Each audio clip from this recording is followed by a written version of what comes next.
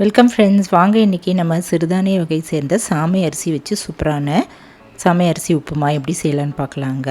Weight loss பண்ண விரும்புகிறவங்க இதை அடிக்கடி உணவில் சேர்த்துக்கலாங்க. நார்ச்சத்துள்ள இந்த சாமை அரிசி உப்புமா எப்படி செய்யலான்னு பார்க்கலாம். இப்போ அடுப்பில் ஒரு கடாய் வச்சுட்டு அதில் ஒரு அரை கப் அளவு சாமை அரிசி எடுத்து போட்டுடலாங்க. போட்டு ஒரு 2 நிமிஷம் போல் மீடியம் ஃப்ளேமில் வச்சுட்டு வறுத்துக்கலாம்.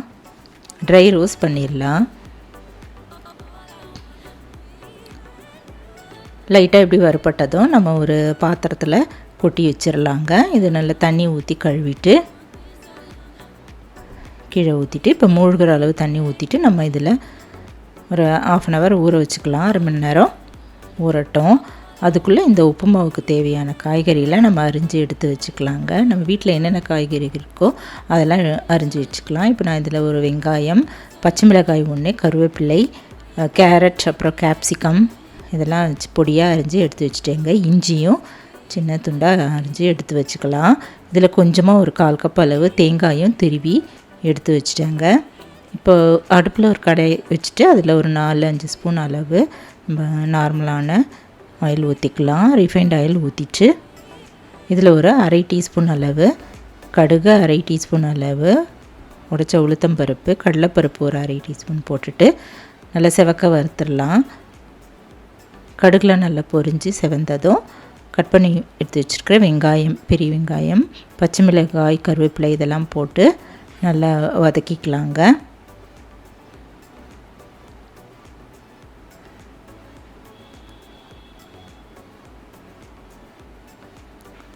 இது வதங்கினதும் நம்ம பொடியாக அரிஞ்சு எடுத்து வச்சுருக்கிற இஞ்சி, காய்கறிகள் எல்லாம் போட்டுக்கலாம்.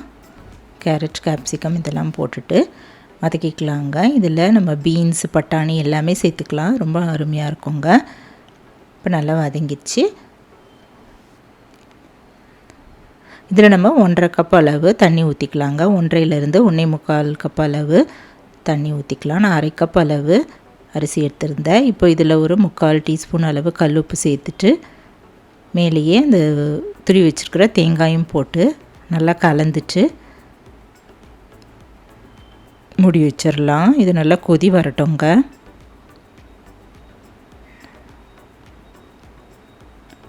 இதுக்கு நடுவில் நம்ம இந்த உப்புமாவுக்கு சட்னியை அரைச்சிக்கலாம். தேங்காய், உடச்சக்கடலை, பச்சை மிளகாய், உப்பு, புளியெலாம் வச்சுட்டு நம்ம மிக்ஸி ஜாரில் போட்டு நல்லா நைஸாக அரைச்சிக்கலாம். கொஞ்சமாக தண்ணி ஊற்றி அரைச்சிக்கலாங்க.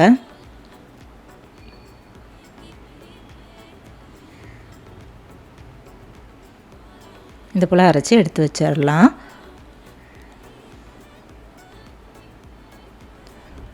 இப்போ இந்த தண்ணி நல்லா கொதி வர ஆரம்பிச்சிருச்சு. நம்ம ஊற வச்சுருக்கிற அரிசி தண்ணியெல்லாம் வடிய விட்டுட்டு இதில் போட்டுக்கலாங்க. சாமை அரிசி இதில் போட்டுட்டு நல்லா கலந்துட்டு மூடி வச்சிடலாம். மீடியம் ஃப்ளேம்லேயே நல்லா வேகட்டும். அரிசி நல்லா பொறுமையாகவே வேகுங்க. ஒரு 15 to 20 minutes ஆச்சுங்க. 20 நிமிஷம் போல் ஆச்சு இது வேகிறதுக்கு. இப்போ இந்த சட்னிக்கு நம்ம எண்ணெயில் கடுகு, பெருங்காயம், உளுத்தம்பருப்பு, கருவேப்பிலை இதெல்லாம் தாளித்து இந்த சட்னி மேலே அப்படி ஊற்றிடலாங்க.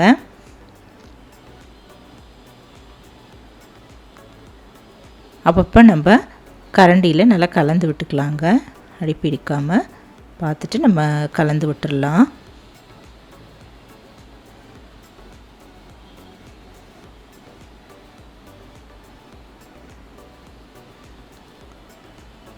தண்ணியெலாம் வற்றிருச்சுங்க.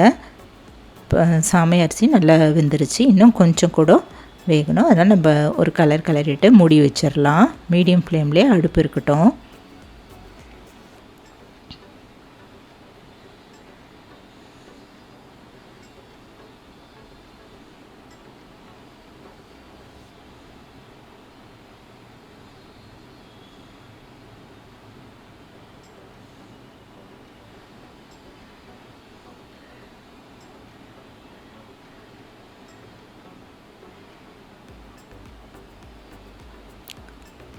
இப்போ உப்புமாலாம் நல்லா வெந்துருச்சுங்க. நல்லா ஸ்டவ் ஆஃப் பண்ணிவிட்டு இறக்கி வச்சிடலாம். இந்த மூடி போட்டு அப்படியே மூடி ஒரு 10 நிமிஷம் போல் அப்படியே இருக்கட்டும். நல்லா உதிராக சூப்பர் டேஸ்டான சாமை அரிசி உப்புமா தயாராகிடுச்சுங்க. நிறைய நார்ச்சத்துள்ள இந்த சிறுதானிய வகை சேர்ந்த இந்த சாமை அரிசி வச்சு நம்ம இதை போல் உப்புமா செய்து கொடுக்கலாங்க. டயபெட்டிஸ்க்கு ரொம்ப நல்லது. உடல் எடை குறைக்கணும்னு விரும்புகிறவங்க இதை அடிக்கடி உணவில் சேர்த்துக்கலாங்க. இதுக்கு சைட் டிஷ்ஷாக நம்ம தேங்காய் சட்னி வச்சு கொடுத்தா அருமையாக இருக்கும். நல்லா சூடாக அதுப்பில் ஒரு கிண்ணத்தில் வச்சு கொடுத்திங்கன்னா எல்லோரும் விரும்பி சாப்பிடுவாங்க.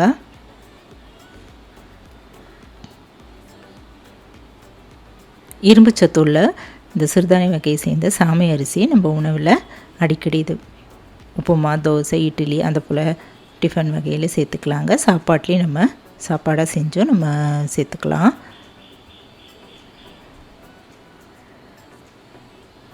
நீங்களும் இந்த ரெசிபியை ஒரு தடவை ட்ரை பண்ணி பாருங்கள். இந்த வீடியோ பிடிச்சதுன்னா என்னுடைய சேனலான குக்கிங் வித் சித்ரா அன்பு சேனலை சப்ஸ்கிரைப் பண்ணிக்கோங்க. தேங்க்ஸ் ஃபார் வாட்சிங். நம்ம அடுத்த வீடியோவில் பார்க்கலாம். நன்றி, வணக்கம்.